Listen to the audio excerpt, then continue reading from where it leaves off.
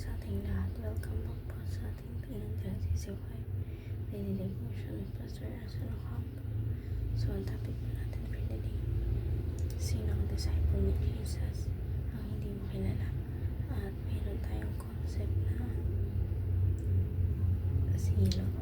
The Zealot were Jewish revolutionary group in the New Testament era who resisted Roman rule often through violence and political uprising.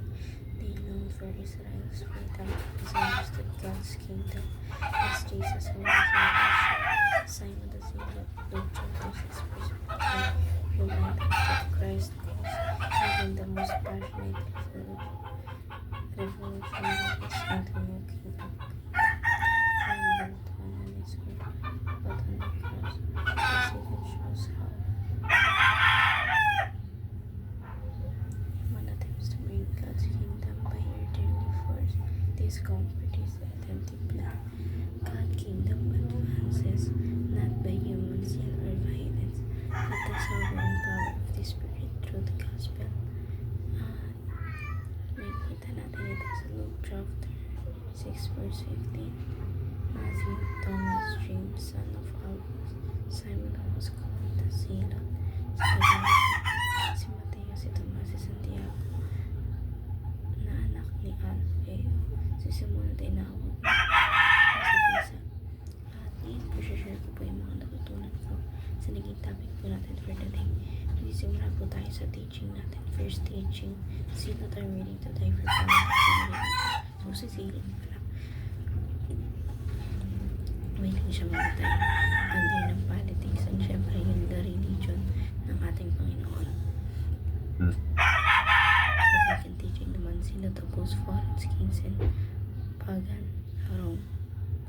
So, dito sinabi ng Panginoon na si mga foreign kings, hindi niya yung sinusuportahan. And syempre, ang gagawa ng mga Roman Diyos sa ating data application, sila are passionate for King Yahweh. So, ay isa lang ang Diyos na Zealot at ayun si Yahweh. So, dito tayo sa ating application. First application, ask yourself, why is it worth dying for? So, minsan kailangan mo rin tanongin sa sarili mo kung bakit ba worthy natin. At sa second application, ask yourself, what evil do you oppose? So, minsan tatanungin mo sa sarili mo, ano kasalanan ang ginagawa? Minsan nagagawa mo, at syempre yung hindi mo kailangan gawin.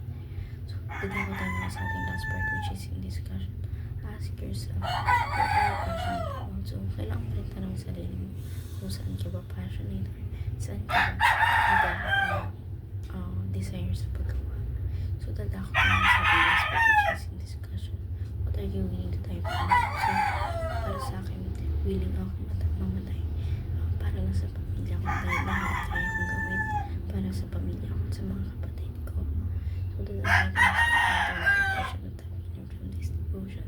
Ito na sa devotion natin ngayon na sa lahat ng bagay na ginagawa mo is passionate ka. And how can you practically apply devotion? Ito sa sarili ko yung devotion natin ngayon sa pamagitan na mas kilalanin pa natin sa ating mga. So, ayun lang po for today's discussion. Thank you for watching.